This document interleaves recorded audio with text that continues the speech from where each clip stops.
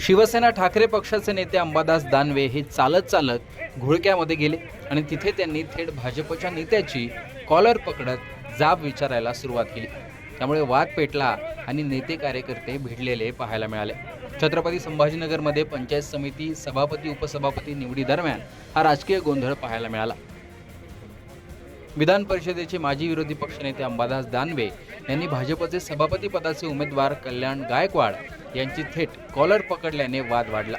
यावेळी अंबादास दानवे यांनी भाजपवर गंभीर आरोप करत भाजपने शिवसेना ठाकरे गटाचे 3 उमेदवार पोलिसांच्या संरक्षणात पळवण्यात आल्याचा आरोप केला। यावेळी पंचायत समितीच्या सभापती आणि उपसभापती निवडी दरम्यान भाजप नेत्याच्या कानशिलात लगावल्याचाही आरोप करण्यात आला। या घटनेनंतर परिसरात राजकीय वातावरणही चांगलंच तापलेलं दिसलं आणि या प्रकरणाची चर्चाही झाली। अविरत मेहनत करून निवडून दिलेले दत्ता वरपे, सतीश शिवाळे, लताताई कानडे हे सदस्य काल संध्याकाळपासून डिसेबल आहे।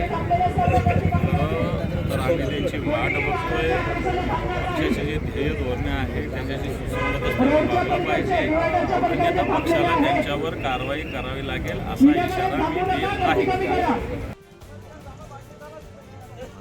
अशा प्रकारे या निवडणुकीत सदस्यांची पळवापळवी केल्याचा आरोप केला गेला आणि त्यामुळे थेट नेते भिडलेले पाहायला मिळाले आणि एकमेकांवर हात उचललेला देखील दिसून आला। त्यातच राज्यस्तरावरील नेते असलेले अंबादास दानवे यांनी अशा प्रकारे विरोधी नेत्याची कॉलर पकडल्याने याची राज्यभरात चर्चाही होते। एकूणच ही घडलेली घटना निवडणुकीदरम्यान अंबादास दानवेंनी केलेले कृत्य याविषयी तुमचं मत कमेंट बॉक्समध्ये सांगा। लोकसत्ताला फॉलो आणि सबस्क्राईब देखील करा।